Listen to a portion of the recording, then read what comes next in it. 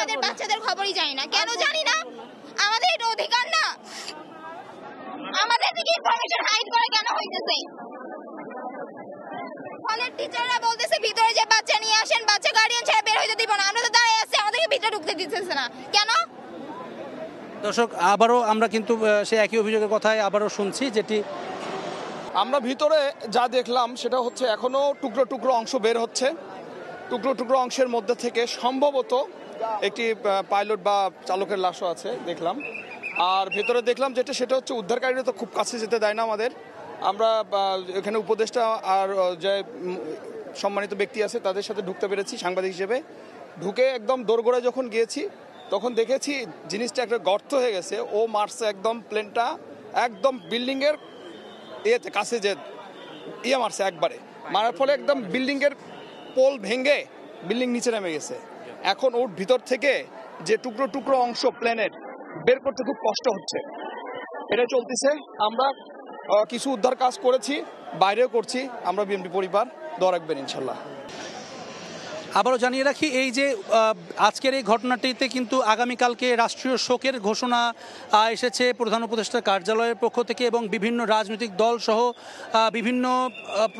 বিভিন্ন জায়গা থেকে আসলে যেই শোক প্রকাশ করা হয়েছে, এই ঘটনায় শোক প্রকাশ করা হয়েছে, এবং তাদের সংগঠনের নেতাকর্মীদেরকে বলা হয়েছে যাতে করে এই চিকিৎসা কাজে এবং বিশেষ করে রক্তদানের ক্ষেত্রে তাদের নেতাকর্মীরা যেন এগিয়ে আসেন। বিভিন্ন রাজনৈতিক দল থেকে কিন্তু সেই আহ্বান জানানো হয়েছে তাদের নেতাকর্মীদেরকে।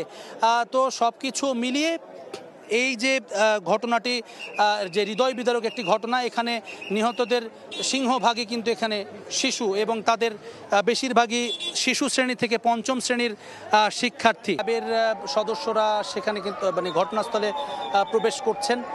এছাড়াও অ্যাম্বুলেন্স, আরও 3-4টি অ্যাম্বুলেন্স রোগী হাসপাতালে পৌঁছে দিয়ে আবারও এখানে এসে তারা দাঁড়াচ্ছেন। আরও যদি কোনো হতাহতের ঘটনা বা কাউকে যদি ভেতর থেকে উদ্ধার করা সম্ভব হয়, সেক্ষেত্রে তাদেরকে নিয়ে যাওয়ার জন্য এই অ্যাম্বুলেন্সগুলো কিন্তু এখানে দাঁড়িয়ে অপেক্ষা করছে। এখানে প্রস্তুত রয়েছে এই অ্যাম্বুলেন্সগুলো। ফায়ার সার্ভিসের 8টি দল প্রাথমিকভাবে এখানে কাজ শুরু করে, এবং তারপরে কিন্তু আরও দল এখানে একে একে যুক্ত হতে থাকে। এছাড়াও 6 থেকে 8টি অ্যাম্বুলেন্স আমরা দেখেছি। এটি কিন্তু ডেডিকেটেডভাবে এই ঘটনায় আহত এবং হতাহত যারা রয়েছেন তাদেরকে উদ্ধারে কাজ করেছে। যে বিভিন্ন রাজনৈতিক দল থেকেও কিন্তু নেতাকর্মীরা তারা সেই দলীয় নির্দেশনা অনুযায়ী তারা এই উদ্ধার কাজে সহযোগিতা সহ রক্তদানে বিভিন্ন কাজে আসলে তারা সহযোগিতা করছেন। এবং তারা যেটি বলছিলেন আসলে এই ঘটনাস্থল দেখবার পরে যে সেখানে ঘটনার যে ভয়াবহতা সেটি কিন্তু জানাচ্ছিলেন। আমরা দেখছি যে ধীরে ধীরে আসলে বিভিন্ন শিক্ষার্থী যারা ভিতরে আটকে পড়া ছিলেন, বিশেষ করে হোস্টেলে যারা থাকেন এমন শিক্ষার্থীদেরকে কিন্তু আমরা ধীরে ধীরে বাইরে বেরোতে দেখছি। একটু আনসার বাহিনীর সদস্যদের সঙ্গে কথা বলতে চাই। তারা একেবারে ফার্স্ট রেসপন্ডেন্ট হিসেবে তারাও শুরু থেকেই কিন্তু এই উদ্ধার কাজের সঙ্গে নিয়োজিত ছিলেন। মোতায়ের ভাই, আপনি একটু বলবেন যে ভেতরে প্রথম যেই আপনারা যখন ঢুকলেন সেখানে চিত্রটা আসলে কি অবস্থা, কেমন দেখেছিলেন ভিতরে? ওখানে তো অবস্থা আসলে অনেকটাই কঠিন।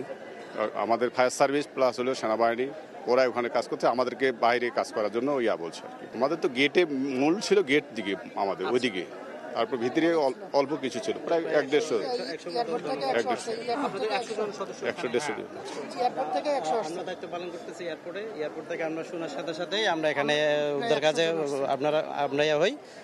আপনাদের যেহেতু স্যাররা বলার সাথে সাথে আমরা এখানে উদ্ধার কাজে সহযোগিতা করি আর কি। আমরা মূলত এয়ারপোর্টে দায়িত্ব পালন করি। আমরা শোনার সাথে সাথে আমরা এখানে উদ্ধার কাজের জন্য চলে আসি। ধন্যবাদ। যেমনটা শুনছেন আসলে নিজস্ব যে দায়িত্ব ছিল সেই দায়িত্ব পালনের মাঝে যখন তারা খবর পেয়েছেন যে এখানে একটি আপৎকালীন মুহূর্ত তৈরি হয়েছে, এখানে একটি জরুরি অবস্থা তৈরি হয়েছে, তারা কিন্তু এখানে ছুটে